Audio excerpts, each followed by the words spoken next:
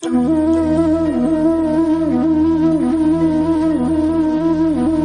గురుభ్యో నమః, శ్రీమాత్రే నమః. జై శ్రీమన్నారాయణ అండి.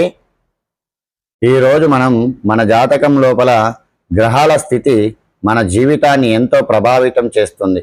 ముఖ్యంగా కుజుడు కనుక వక్రీకరించినప్పుడు రెట్రోగ్రేడ్లో ఉంటే ఆ వ్యక్తి ప్రవర్తనలో, శక్తి సామర్థ్యాల్లో విలక్షణమైనటువంటి మార్పులు కనిపిస్తూ ఉంటాయి.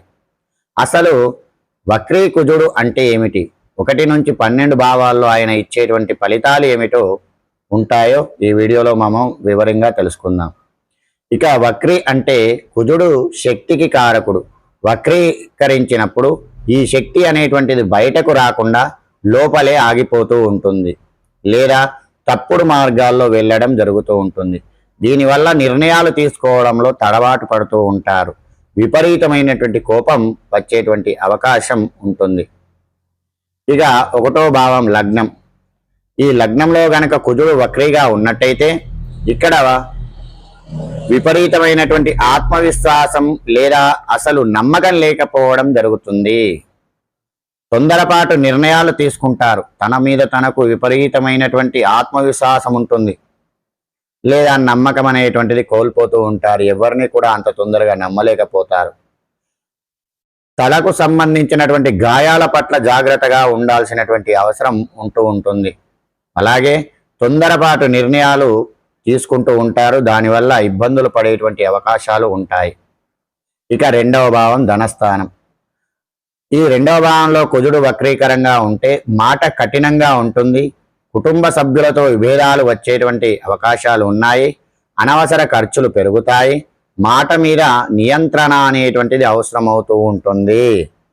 మాట కఠినంగా, ముక్కుసూటిగా మాటలు మాట్లాడుతూ ఉంటారు. ఏది ఆలోచించి మాట్లాడేటువంటి అవసరం ఉండదు. కాబట్టి తొందరపడి నిర్ణయాలు, ఆ మాటలు అనకుండా నిదానంగా ఆలోచిస్తూ అంటే జీవితం సాఫీగా నడుస్తూ ఉంటుంది.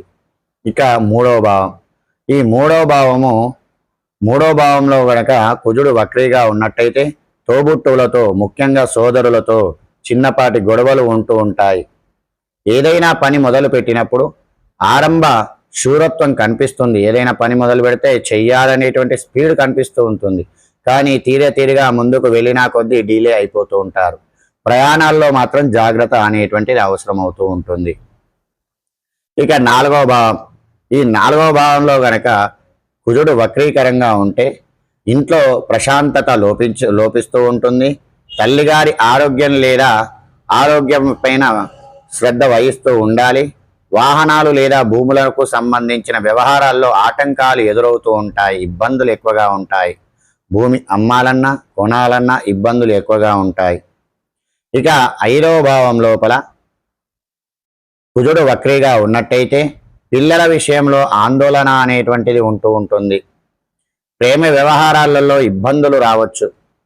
సృజనాత్మకంగా ఎక్కువగా ఉన్నా దాన్ని సరైన దిశలో పెట్టడం కష్టమవుతుంది. సంతాన విషయంలో మాత్రం ఆలస్యం అవుతూ ఉంటుంది. వేడి ఎక్కువగా ఉంటూ ఉంటుంది. ఇక 6వ భావంలో కుజుడు వక్రీగా ఉన్నట్టయితే శత్రువులపై విజయం సాధిస్తారు.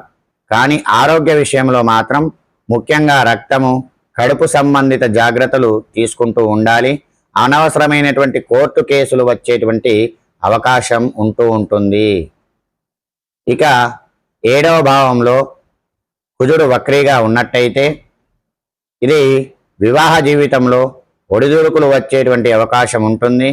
భాగస్వామితో అభిప్రాయ భేదాలు తలెత్తుతాయి. వారిదే పై చేయిగా ఉంటారు. వ్యాపార భాగస్వాముల మధ్య నమ్మకం అనేటువంటిది తగ్గవచ్చు. 8వ భావం. 8వ భావంలో గనక కుజుడు వక్రీగా ఉన్నట్టయితే ఆకస్మిక ధనలాభం లేదా నష్టం జరగవచ్చు. ఆకస్మికంగా ధనం రావచ్చు, లేదంటే నష్టం కూడా కలగవచ్చు. వాహన ప్రమాదాల పట్ల అప్రమత్తంగా ఉండాలి. గూఢాచారి లేదా రహస్య విద్యల పట్ల ఆసక్తి పెరుగుతూ ఉంటుంది. ఇక 9వ భావంలో గనక కుజుడు వక్రీగా ఉన్నట్టయితే తండ్రితో లేదా గురువులతో విభేదాలు రావచ్చు. విదేశీ ప్రయాణాలు వాయిదా పడేటువంటి అవకాశం ఉంటుంది. అదృష్టం అనేటువంటిది నెమ్మదిగా వస్తూ ఉంటుంది.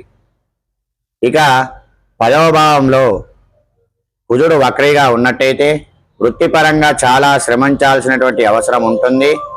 పై అధికారులతో ఘర్షణ పడేటువంటి అవకాశం ఉంది. పనిలో మీ కష్టానికి తగిన గుర్తింపు ఆలస్యంగా వస్తూ ఉంటుంది. ఇక 11వ భావంలో గనక కుజుడు వక్రీగా ఉన్నట్టయితే స్నేహితుల వల్ల ఇబ్బందులు ఎదురు కావచ్చు. పెద్ద మొత్తంలో డబ్బు ఆశించి నష్టపోయేటువంటి అవకాశం ఉంటుంది. సామాజిక సంబంధాలలో జాగ్రత్త అనేటువంటిది అవసరం అవుతుంది. ఇక 12వ భావంలో గనక కుజుడు వక్రీగా ఉన్నట్టయితే నిద్రలేమి సమస్యలు ఉంటూ ఉంటాయి. తెలియని భయాలు వేధిస్తూ ఉంటాయి. ఆసుపత్రి ఖర్చులు లేదా కోర్టు ఖర్చులు ఎక్కువగా అవుతూ ఉంటాయి.